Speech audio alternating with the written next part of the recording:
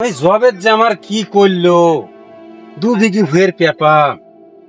আরে এই পেঁপা আমাকে বেসন দিল, এত খানি খানি পেঁপা হবে। আরে কি পেঁপা নাকি, আমি যাই চেয়ারম্যানের কাছে শালিয়ে দেবো, হবে না।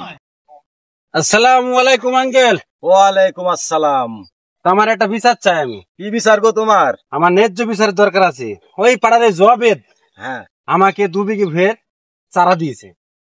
চারার দাম 25 টাকা পিস। আর এই যে পেঁপা হয়েছে, এটা কি পেঁপা না কি এটা আপনি বলেন তো পেঁপার কোনো আকৃতি নেই গো। কি জাতের জবেদের বিচার করে দেন। আমার 2 বিঘি ভুঁই 1 যোগ্য টাকা খরচ করি, আমি 1 যোগ্য মুনিশ করি, সেই একটা পার্টি হয়ে যাচ্ছে না। বুঝছে তোমার পেঁপা নাকি?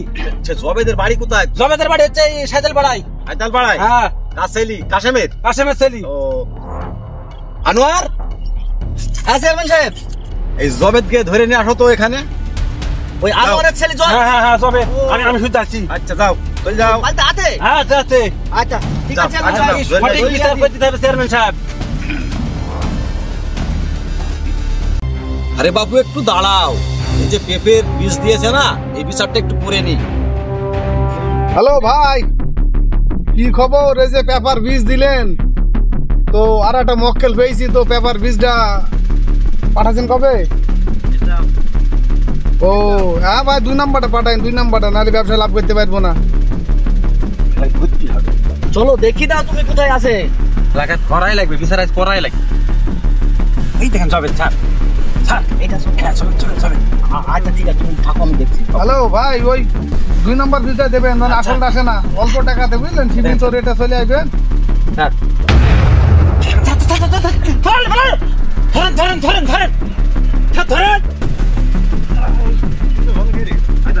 জবেদ পাই আমার কি ক্ষতি করে দিল? গাড়ি করিস? হ্যাঁ ওই দাদা, হাট দাদা, এই ধরো তুমি ওকে, হ্যাঁ হ্যান্ডকাপ পরিলি। হ্যাঁ তো আমি দেখছি। হ্যাঁ জবেদ ছাপি নিয়ে হাট হাট হবে স্যার। হাট চেয়ারম্যান সাহেব, হ্যাঁ ধরে নিয়ে এসছো? আচ্ছা আমি ধরে লিখছি। বসো এখানে, বসাও। এই বস। এটা কি পেঁপে না অন্য কিছু? তুমি যে এই পেঁপের বীজ দিয়েছো চাষিটাকে, কত টাকা চাষিটা মার খেয়েছে তুমি এটা খেয়াল করে দেখেছো? দেখেন এই পেপাই দিছে এই লোক, এটা কি দেখেন আর ওকে স্বীকার করান যে স্যার আমাকে দিছে কিনা। এই পেঁপের বীজ কি তুমি দিয়েছো চাষিকে? না চেয়ারম্যান সাহেব, এ বেতন আমি দিই না, আমি তো ভালো মানের ব্যবসা করি, এরকম পূজাতে বেতন আমি ব্যবসা করিনি। ওরে স্যার তুমি কথা কইছিস কেন? তুই তো বলি আটখানি পেপা হবে। হ্যাঁ তুই বলি আটখানি পেপা হবে। আনোয়ার চেয়ারম্যান দেখো তো, শিকার খাচ্ছে না, চাষিকে লোকসান করে ঠিক আছে। এই তুই দিসনি পেপার বিল দিসনি? না স্যার, না স্যার। দিসনি? হ্যাঁ চেয়ারম্যান স্যার, বেতন আমি দিছি, আমি দিছি। চেয়ারম্যান সাহেব স্বীকার করেছে। তাহলে তো চাষিরা তো প্রায় 2 লক্ষ টাকা লোকসান খেয়ে গেল তুমি ভেজাল বীজ দেওয়ার কারণে। তো এর তো ক্ষতিপূরণ তোমাকে দেওয়া লাগবে। চেয়ারম্যান স্যার, আমি তো জানিনি যে এই বীজ এরকম হবে। আমি তো একজনের সাথে এই বীজটা ভালো বলে নিছি, এখন চাষি ক্ষতিগ্রস্ত হয়ে গেছে। আমি তো ওর পেপার অবস্থা দেখি তো আমি তো লজ্জিত, আমার তো এটা ব্যবসা।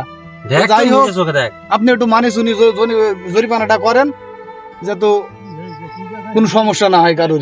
তাহলে তো অনেক টাকা লোকসান হয়েছে, তো সব তো তুমি দিতে পারবা না, তো তোমাকে 1 লাখ টাকা জরিমানা দেওয়া লাগবে। চাষির 2 লক্ষ টাকা মার। স্যার আমার 1 লাখ টাকা দেওয়ার কোনো কায়দা নেই স্যার, আমি গরিব মানুষ। দেখি তুমি আমার পা ধরছো কেন? বসো। আনোয়ার ওখানে বসাও তো। চেয়ারম্যান সাহেব, আমি গরিব মানুষ, এত টাকা আমার দেওয়ার কোনো সামর্থ্য নাই কো। আমি 50,000 টাকা এর ক্ষতিপূরণ দেব। 50,000 টাকা তো অনেক কম হয়ে যাচ্ছে গো, চাষিটা অনেক টাকা মার খেয়েছে, তখন দুজনই মার খেয়েছে, এখন আর কি করার আছে। ঠিক আছে, তুমি 50,000 টাকা তাহলে এখন দিয়ে দাও। চেয়ারম্যান স্যার, টাকা আমি দিয়ে দেবো, কোনো সমস্যা নাই চেয়ারম্যান স্যার, আমি টাকা দিয়ে দেবো। চেয়ারম্যান স্যার, আমার এই হ্যান্ডকাপটা খুলে দিতে বলেন, নাহলে আমাকে দেখি চোর মনে হয়েছে। আপনার ওই চৌকিদারকে বলেন আমার হ্যান্ডকাপটা খুলে দাও। আনোয়ার, হ্যাঁ চেয়ারম্যান সাহেব, হ্যান্ডকাপটা খুলে দাও। ঠিক আছে।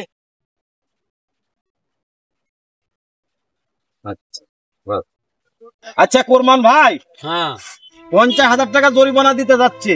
হ্যাঁ, লোকসান তো অনেকই হয়েছে, আপনার হয়েছে, ওনারও হয়েছে।